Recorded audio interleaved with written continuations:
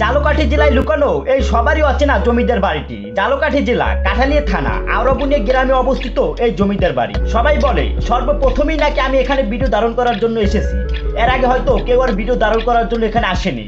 এই বাড়িটি ঘিরে রয়েছে ভয়ঙ্কর কিছু ইতিহাস, যে ইতিহাস আমাদের সবারই অজানা। আজকে আমি আপনাদেরকে সেই ইতিহাসটি জানাবো। 1350 সনের দিকে এই বাড়িটি নির্মাণ করেন বাখের আলী খাঁ, যেটা আমাদের সবারই অচেনা যে এই বাড়িটি কে নির্মাণ করেন।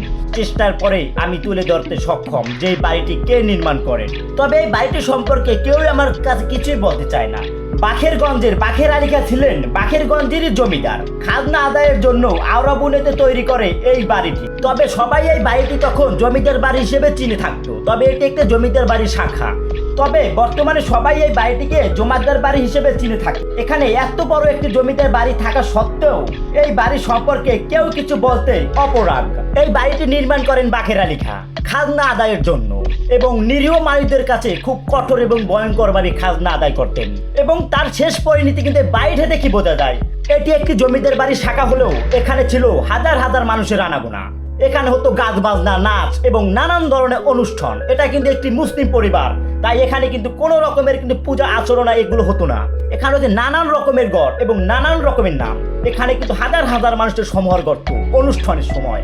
কলসকাঠি জমিদার বাড়ি থেকে একটি শাখা তৈরি করে আওরাবুনিয়াতে নির্মাণ করা হয় জমিদার বাড়ির অংশ এবং জমিদার বাড়ির শাখা।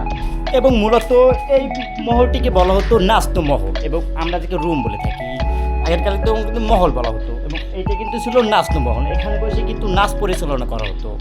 এবং এই বাড়িতে কিন্তু আরও অনেকগুলো মহল রয়েছে, এবং এই বাড়িটি কিন্তু দোতলা। আমি কিন্তু আছি নিচতলা, এবং উপরতলা কিন্তু একদম ওই যে দেখতে পাচ্ছেন। এই সাইডে কিন্তু আরেকটি রয়েছে গুদামঘর, যেখানে খাবার রাখা হতো এবং খাবার সংগ্রহ করা হতো, তাকে কিন্তু বলা হয় গুদামঘর। এইটাই কিন্তু সেই গুদামঘর। এবং সবখানে কিন্তু একদম কিন্তু উপরের পাটটা নাই, একদম কিন্তু ধসে পড়ে গেছে। এবং উপরে ওঠার সিঁড়ি কিন্তু ছিল মূলত এইটা। এবং আমরা আগেকালে যতই আমরা রাজবাড়ি এবং জমিদার বাড়ি দেখি না কেন, তাদের উপরে ওঠার সিঁড়ি কিন্তু খুব চিকন ছিল।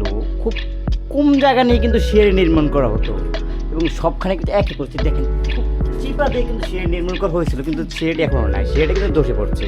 এবং এই যে দেখা যাইতেছে বট গাছের শিকার কিন্তু একদম বাড়িটা ঘিরে রাখছে বট গাছের শিকার দিয়ে, যে সম্পূর্ণ কিন্তু বট গাছের শিকারে বেড়ানো আছে এই জমিদার বাড়িটি।